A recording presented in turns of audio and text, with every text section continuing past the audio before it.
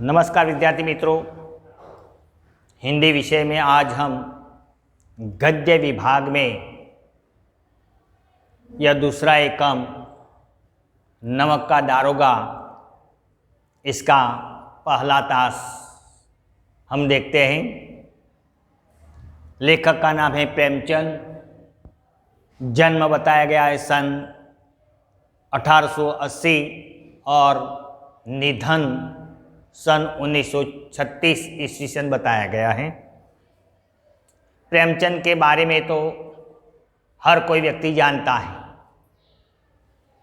क्योंकि प्रेमचंद एक हिंदी साहित्य की ऐसी धरोहर हैं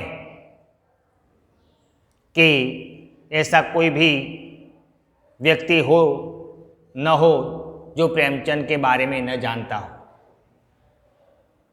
प्रेमचंद को हिंदी उपन्यासकार के सम्राट कहा जाता है। इसके जन्म उत्तर प्रदेश के लम्ही नामक गांव में हुआ था। जीवन संघर्ष में जूझते हुए वे एक स्कूल के अध्यापक बने थे। अध्यापक से उठकर स्कूलों के सब इंस्पेक्टर पद पर वे आसीन हुए। वे कुछ समय तक काशी विद्यापीठ में अध्यापक भी रहे हैं। उन्होंने कई साहित्यिक पत्रों का भी संपादन किया है, जिसमें हंस प्रमुख हैं। उसके उपन्यास और कहानियाँ की बात की जाए तो प्रेमचंद हिंदी साहित्य की धरोहर हैं। गोदान, गबन, कर्मभूमि, रंगभूमि, निर्मला, सेवा सदन ऐसे ख्यातनाम उपन्यास प्रेमचंद के हैं। उपन्यास के साथ साथ वे एक अच्छे कहानीकार भी हैं। कहानियाँ मानसरोवर के 8 भागों में संकलित हैं। ऐसे प्रेमचंद मूलतः हमारे समाज में जो व्याप्त अंधविश्वास हैं, कुरिवाज हैं, सेठ, शाहूकार, महाजन, ये लोग गरीबों का जो खून चूसते हैं, ये सभी बातों को उजागर करने का उसका मुख्य उद्देश्य है। ये प्रस्तुत कहानी समाज की यथार्थ स्थिति को आधारित करती है। यहाँ 2 पात्र हैं, एक मुंशी वंशीधर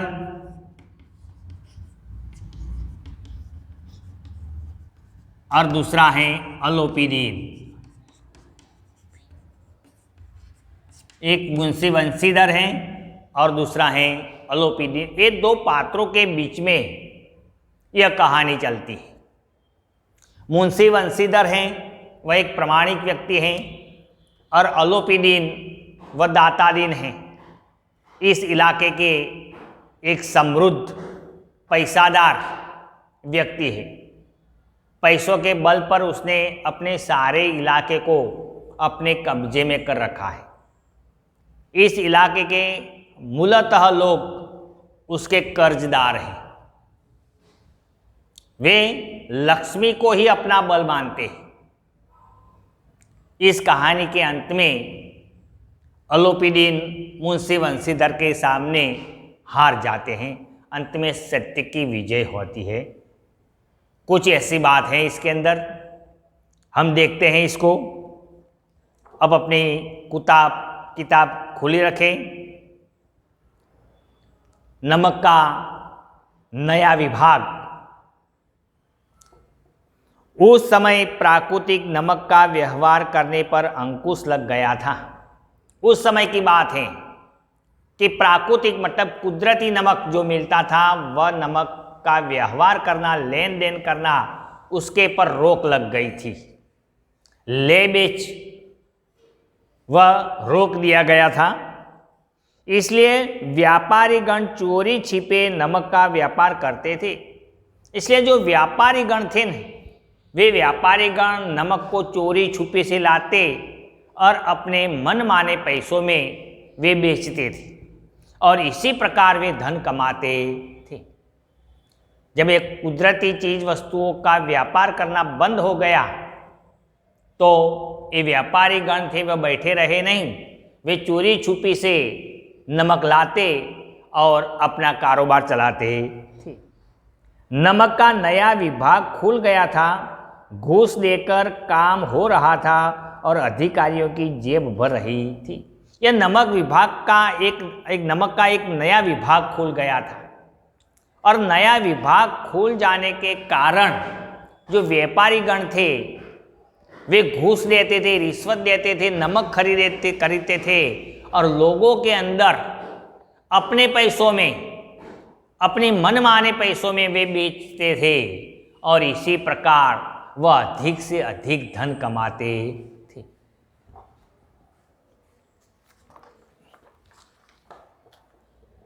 इस विभाग के दारोगा का पद इतना आमदनी देने वाला हो गया कि इस पद को पाने के लिए वकीलों तक का जी ललचाता था।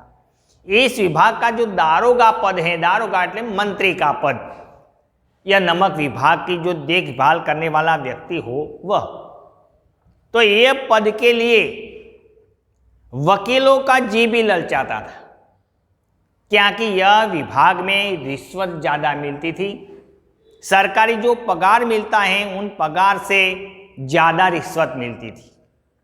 इसलिए जो वकील लोग थे, जो ऐसे शिक्षक लोग थे, ऐसी कई सरकारी छोटी मोटी नौकरियां करने वाले का जी भी ललचाता था। जी ललचाना मतलब मन चाहना कि हम भी वही नौकरी पा ले ताकि हम पगार से भी और ज़्यादा धन कमा ले, क्योंकि एक सरकारी पगार तो मिले और ऊपर से रिश्वत मिले, दोहरा लाभ। इसलिए वकीलों का जी तक ललचाता था।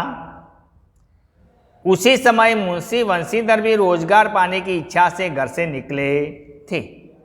मुंशी वंशीधर, उसके पिता के इकलौते बेटे, 2-3 लड़कियां घर में खाने पीने के लाले पड़ रहे थे। लड़कियां दिन भी दिन बढ़ती जा रही थी और घर में इतनी कोई ज़्यादा पैसा तो नहीं था, इसलिए मुंशी वंशीधर को नौकरी की भी ज़रूरत थी। तो मुंशी वंशीधर के पिता ने भी उसे कहा कि आप अब नौकरी की खोज में जाओ और कोई अच्छी नौकरी ढूंढ लो जिसके कारण हमारा घर ठीक तरह से चले। इसलिए उसी समय मुंशी वंशीधर भी रोजगार पाने की इच्छा से घर से निकले। उनके पिता ने उन्हें समझाया कि नौकरी ऐसी करना जिससे ऊपरी आमदनी हो, क्योंकि ऐसी नौकरी में ही बरकत होती है। देखिए एक शब्द है बरकत, मतलब वृद्धि। मुंशी वंशीधर जब नौकरी पाने के लिए घर से निकले, अच्छे सुकून से निकले थे, तो जाते समय उसके पिता ने उसे समझाया कि बेटा नौकरी के लिए जाते तो हो, लेकिन मेरी एक बात ध्यान में रखें कि तुम ऐसी नौकरी पाना कि जिससे हमारे घर में बरकत हो, पैसों की वृद्धि हो। एक तो सरकारी वेतन भी मिले और ऊपरी आमदनी, ऊपर के पैसे भी मिले, और ऐसे पैसों से ही घर में बरकत होती है। वंशीधर अच्छे सुकून से घर से निकले थे। सुकून, शुभ मुहूर्त। वंशीधर ऐसे शुभ मुहूर्त में घर से निकले थे, अच्छे सुकून से घर से निकले थे। उन्हें नमक विभाग में दारोगा की नौकरी मिल गई। जाते ही नमक विभाग का दारोगा के पद पर मुंशी वंशीधर की नियुक्ति हो गई। वेतन अच्छा और ऊपरी आमदनी तो अंधाधुंध। वेतन भी अच्छा था, सरकारी वेतन भी अच्छा था और ऊपरी आमदनी भी अंधाधुंध थी, क्योंकि जो लोग व्यापारी गण थे वे व्यापारी गण यह नमक के दारोगा को मुंह मांगे पैसे देकर नमक खरीदते थे और फिर ये व्यापारीगण ऊंचे दामों में लोगों में बेचते थे। इसलिए यहाँ दरोगा को भी पैसे मिलते थे और व्यापारीगण भी कमाते थे। तो इसी प्रकार यह नौकरी मिल गई, वेतन अच्छा और ऊपरी आमदनी तो अंधाधुंध। इससे वृद्ध पिता खुशी का ठिकाना न रहा। ऐसी नौकरी मिली जैसी पिता ने चाहा, पिता की जैसी इच्छा थी वैसी ही नौकरी मिल गई। और ऐसी नौकरी मिली, ऐसा समाचार जब पिताजी को मिला तो उसकी खुशी का ठिकाना रहा नहीं। मतलब ये फूले ना समाए, फूले ना समाना एक मुहावरा है, फूला ना समाना।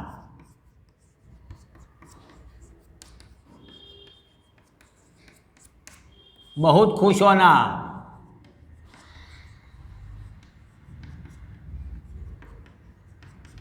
बेटे की ऐसी नौकरी मिली, यह नौकरी का समाचार सुना तो वृद्ध मुंशी जी फूले न समाये बहुत खुश हो गए। एक रात को दरोगा मुंशीधर गहरी नींद में सोए हुए थे। अब मुंशीधर ने वह नौकरी संभाली, वह कार्यालय में रहते हैं, रात दिन वहीं अपना निवास बना दिया उसने। एक दिन की बात है कि रात के समय वह अपने ऑफिस का दरवाजा बंद करके सोए हुए थे। उसी समय अचानक उन्होंने गाड़ियों की गड़गड़ाहट, मल्लाहों का शोर सुनाई दिया। अब जहां उसका कार्यालय है वह कार्यालय से 1 किलोमीटर दूर ही यमुना नदी बहती है और यमुना नदी को एक पार से दूसरे पार जाने के लिए लकड़ी का पुल बना हुआ है। जब यह दरोगा इस कार्यालय में घोड़े बेचकर सोए हुए थे, गहरी नींद सोए हुए थे और उसी समय उसने गाड़ियों की गड़गड़ाहट का शोर आवाज सुनी। मल्लाह हो, मल्लाह, मल्लाह का मतलब होता है नाविक, नाव चलाने वाला। मल्लाह का अर्थ नाविक, उसे माझी भी बोलते हैं, केवट भी बोलते हैं। तो मल्लाहों का शोर सुनाई दिया। वे तुरंत वर्दी पहनकर और अपनी पिस्तौल लेकर आवाज की जगह जा पहुंचे। वह एकाएक उठे, उसमें उसको दाल में कुछ काला लगा। इतनी आधी रात, अरे आधी रात में गाड़ियों की आवाज कहां से आई? जात तपास करने के लिए वे तुरंत उठे। उसने वर्दी पहनी, अपना पुलिस का जो पहनवेश है वह पहनवेश पहना। उसने हाथ में पिस्तौल ली और जिस दिशा में से गाड़ियों की गड़गड़ाहट की आवाज आ रही थी वही दिशा में वे चल पड़े। उन्होंने देखा कि गाड़ियों की लंबी कतार यमुना नदी पार नावों बने पुल से होकर दूसरी ओर जा रही है। नदी के किनारे जाकर देखा तो उसने गाड़ियों की लंबी कतारें देखी। गाड़ियों के अंदर कुछ माल लदा हुआ था और वह गाड़ियां यमुना नदी के इस किनारे से दूसरे किनारे की ओर जा रही थी। यह जो पुल बना है, जो लकड़ी का पुल बना है, वह लकड़ी के पुल पर से यह गाड़ियां एक किनारे से यमुना के दूसरे किनारे जा रही थी। पूछपरछ से पता चला कि यह गाड़ियां पंडित अलोपी दीन की हैं। अब मुंशी वंशीधर का शंका हुई। शंका की पुष्टि करने के लिए उसने गाड़ी वालों से पूछा कि भाई ये गाड़ियाँ किसकी हैं, कहाँ जा रही हैं, इसके अंदर क्या भरा हुआ है। ये सारी बात जानने के लिए उसने गाड़ी वाले से पूछा कि भाई ये गाड़ियाँ किसकी हैं। प्रश्न पूछने पर पता चला कि ये गाड़ियाँ अलोपीदीन की हैं। किसकी हैं? अलोपीदीन। और उन पर लदा नमक कानपुर भेजा जा रहा है। और गाड़ियों के अंदर क्या भरा हुआ था? नमक था, और वह नमक कानपुर भेजा जा रहा था। गाड़ियां अलोपीडिन की हैं, गाड़ियां के अंदर नमक भरा हुआ था और वह गाड़ियां कानपुर की तरफ जा रही थी। अलोपीडिन इलाके के प्रतिष्ठित जमींदार थे। अब अलोपीडिन की बात आई तो अलोपीडिन वही इलाके के एक प्रतिष्ठित समृद्ध व्यक्ति है। पैसों का घमंड है उसे, लक्ष्मी के बल पर वह किसी के पर भी विजय पा सकते थे। इस इलाके के मूलतः लोग उसके कर्जदार थे, जैसे कि मुंशी बंशीधर के पिताजी भी अलोपीडिन के हाथ नीचे दबे हुए थे। चारों ओर अलोपीडिन की धाक जमी हुई थी और उनका लाखों का लेन देन था, लेन देन का धंधा करता था। पैसा देना, ब्याज वसूल करना, उसकी मूड़ी और ब्याज भी 2 गुना। इसलिए देखते ही देखते मुंशी बंशीधर देखते ही देखते अलोपीडिन धनी बन गए थे। वे बड़े चलता पुर्जा आदमी थे। चलता पुर्जा आदमी मतलब समृद्ध व्यक्ति, सुख संपत्ति से लदा हुआ व्यक्ति। दारोगा बंशीधर ने नमक की सारी गाड़ियां रोक दी।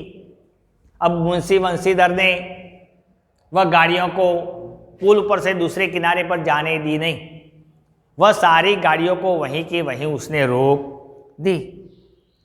पंडित अलोपीडिन को सूचना मिली तो उन्होंने इसे सामान्य ढंग से लिया। जब गाड़ी वाले जाकर अलोपीडिन को सूचना दी कि दरोगा जी ने हमारी गाड़ियां रोक दी हैं, तो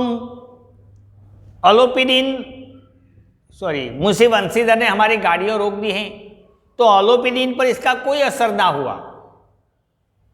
इसे तो मालूम था कि कैसा भी मामला होगा हम अपने पैसों के बल पर वह सुलझा देंगे।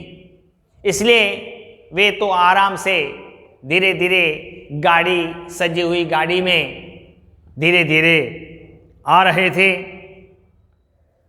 उनका सिद्धांत था सारी समस्याएं लक्ष्मी के बल पर हल हो जा सकती हैं। उसे तो विश्वास था कि चाहे कैसा भी मामला क्यों न हो, कोई भी मामला हो, हम पैसों के बल पर उसको जीत सकते हैं, वह मामले को रफा दफा कर सकते हैं, मतलब वह मामले को हम निपटा सकते हैं, क्योंकि उसे लक्ष्मी जी पर पूरा विश्वास था। वे मौके पर पहुंचकर दारोगा बंशीधर को अपने ऐश्वर्य की मुहिम में प्रभावित करने का प्रयास करने लगे। वे मुंशी बंशीधर के पास गए और मुंशी बंशीधर के सामने अपनी लक्ष्मी का घमंड बताने लगे, अपने कारोबार की बात करने लगे, अपने इस इलाके में क्या प्रतिष्ठा है इसकी बात करने लगे। धन दौलत की बात करके वह मुंशी बंशीधर पर मोहिनी करने की बात करने लगे, ताकि मुंशी बंशीधर हमारी बातों में आकर, पैसों की लालच में आकर हमारी गाड़ियों को छोड़ दे। बंशीधर पर इसका कोई असर नहीं हुआ, लेकिन बंशीधर तो एक प्रामाणिक व्यक्ति था। वे लांच रुश्वत को वह धर्म विरोध मानता था। इसलिए यह अलोपीडिन ने जो जो बात बताई, इस बात का तनिक भी असर मुंशी बंशीधर पर हुआ नहीं और वह उन्हें हिरासत में लेने का आदेश देता। और हिरासत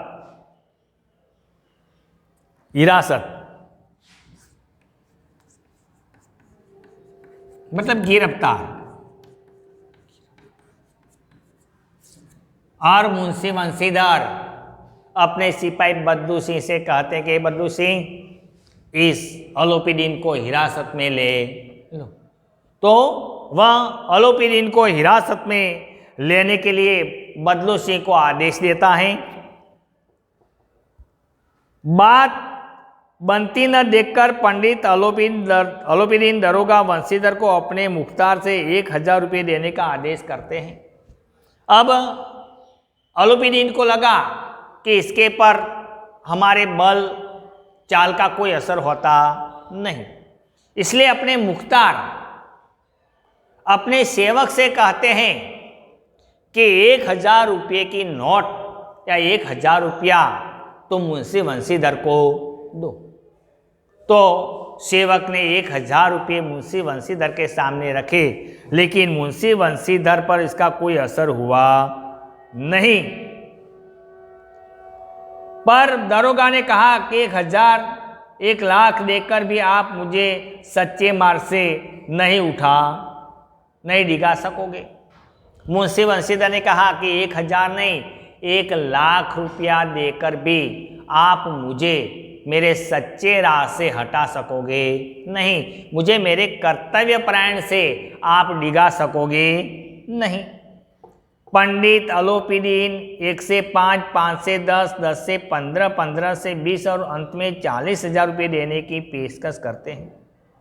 1 से 5,000, 5 से 10,000 कहा कि चलो 5 नहीं तो 10,000 हम देते हैं। लेकिन मुंशी वंशीधर टस से मस न हुए। टस से मस न होना मतलब अपनी बात पर अडिग रहना। फिर अलोपीदी ने कहा कि 10 नहीं तो हम 20,000 रुपये देते हैं। 20,000 में भी मुंशी वंशीधर तैयार नहीं हुए तो पंडित अलोपीदी ने कहा कि हम 40,000 रुपया आपको देते हैं, आप हमें छोड़ दे, हमारी गाड़ियों को छोड़ दे, हमें कानपुर जाने दे। उसी समय मुंशी वंशीधर ने कहा कि 40,000 तो क्या, आप 40 लाख रुपया दोगे तो भी आप मेरी गिरफ्तारी में से छूट सकोगे नहीं। आप एक सरकारी गुनहगार हो, आपने बड़ा गुनाह किया है और एक गुनाह की सजा आपको मिलना चाहिए। पर दरोगा वंशीधर उस टस से मस नहीं हुआ। अंत में वंशीधर ने अलोपीदीन को हिरासत में ले लिया और अंत में मुंशी वंशीधर ने बदलू सिंह को आदेश दिया। बदलू सिंह ने आदेश का पालन किया और अंत में मुंशी वंशीधर ने अलोपीदीन को गिरफ्तार कर दिया। तो मित्रों, आज ये कम हम यहाँ तक रखते हैं। आगे की बात हम दूसरे ताश के अंदर देखेंगे। Thank you.